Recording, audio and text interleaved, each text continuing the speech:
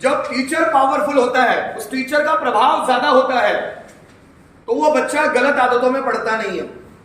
ऐसी आदतें जो ज्यादातर स्टूडेंट्स को खराब कर देती है, खत्म कर देती है, उनकी लाइफ में नेगेटिव रास्तों की ओर उनको ले जाती है, ऐसे रास्तों से एक प्रभावशाली टीचर बच्चों को हटा देता है, अपने प्रभाव से बचा लेता है। जब एक टीचर का प्रभाव बच्चों को ऊपर पड़ता है, जब कोई भी स्टूडेंट्स हो, वो अच्छा हो या बुरा हो, अगर कोई टीचर कोई स्टूडेंट किसी टीचर से प्रभावित होता है, कोई टीचर किसी स्टूडेंट को प्रभावित करता है, तो उसके प्रभाव के कारण उसकी जो बुरी आदतें होती है वो खत्म होना शुरू हो जाती है।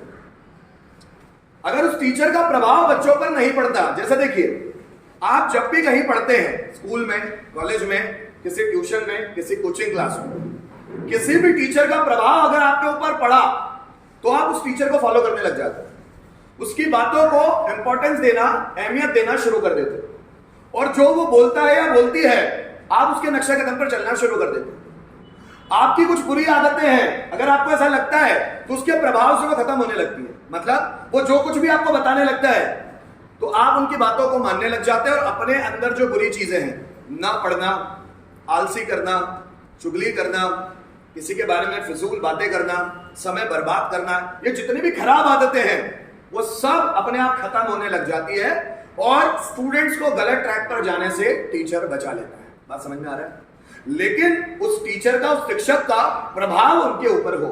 अगर शिक्षक का प्रभाव बच्चों पर ना हो तो वो शिक्षक भी नहीं। आप जरा समझे, जैसे कि जब मैंने पहला लेक्चर देना शुरू किया था आज के दिन, तो मैंने कहा था कि टीचर होना चाहिए विद्रोही, जो अपनी भावना से लोगों में विद्रोह जगाता है।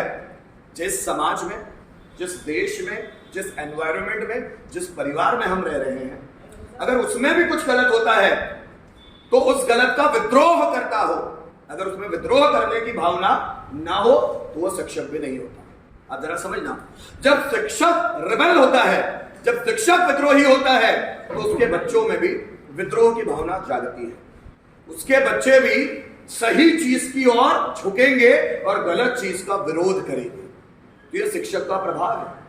जब भी आपको जिंदगी में कोई बेहतरीन शिक्षक मिल जाएगा, उसके प्रभाव से आपकी जिंदगी की गाड़ी सही ट्रैक पर चलने लगेगी, और वो शिक्षक स्टूडेंट्स को पूरी जितनी भी गलत आदतें हैं उनसे बचा लेता है, उनसे दूर ले जाता है, और ये शिक्षक का काम है। अगर शिक्षक इस लायक नहीं है तो उसको शिक्षक भी कहा नहीं जाना चाहिए। आप जरा समझना, आइंस्टाइन भी कहते हैं teacher is not that person who only teachers subject to the student, teacher is that person who find out the creativity, who creates the thinking pattern of the students. Teacher सिर्फ वही व्यक्ति नहीं है जो किसी स्टूडेंट को कोई subject पढ़ाता है, कोई विषय पढ़ाता है। टीचर वो व्यक्ति है जो किसी स्टूडेंट का थिंकिंग पैटर्न ही बदल देता है, उसका सोचने का तरीका ही बदल देता है, उसके अंदर क्रिएटिविटी, क्रियात्मकता को फाइंड आउट करता है, ढूंढता है कि किसी स्टूडेंट में कौन सी क्रिएटिविटी है, और वो उसको बताता है।